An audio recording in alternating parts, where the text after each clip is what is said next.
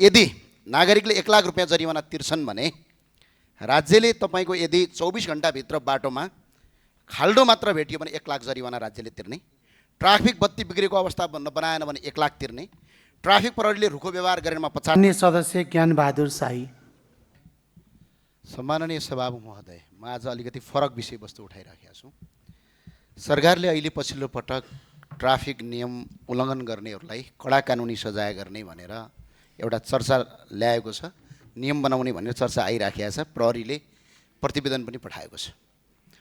म एउटा सरकारलाई अहिले यो हामीले विरोध गरेको होइन, नियम पालना गर्नुपर्छ, कारबाही हुनुपर्छ, त्यसमा हामी सबै तयार छौँ र जनता तयार पनि हुनुपर्छ। नागरिकले आज ट्राफिक नियम उल्लङ्घन गर्दा 1 लाख रुपैयाँसम्म जरिवाना तिर्न सक्छन् भने त्यो तिर्नुपर्छ भन्छु म। तर राज्य चाहिँ जिम्मेवारी हुने कि नहुने, राज्यले चाहिँ जे गरे पनि हुने, त्यो भए हुनाले अहिले यो सरकारलाई म अपिल गर्न के चाहन्छु भने अब हामी अलिकति फरक ढङ्गले जानुपर्छ। के गर्नुपर्छ भने राज्य पनि जिम्मेवारी हुनु पर्यो, सम्बन्धित निकाय पनि जिम्मेवारी हुन पर्यो। नागरिकलाई तपाईँको जरिवाना तिर्याइन्छ भने राज्यले अपराध गर्यो भने जरिवाना तिर्ने कि नतिर्ने म एउटा प्रस्ताव पेश गर्न चाहन्छु।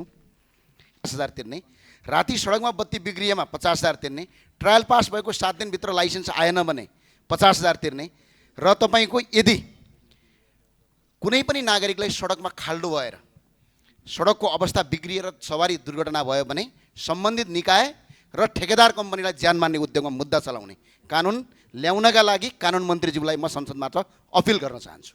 किनभने यो अब बनाउनै पर्छ हामीले, होइन भनेपछि तपाईँको राज्य र कानुन भनेको त सिर्फ जनताका लागि होइन नि त, जनतालाई दण्ड दिनका लागि कानुन ल्याउने होइन नि त।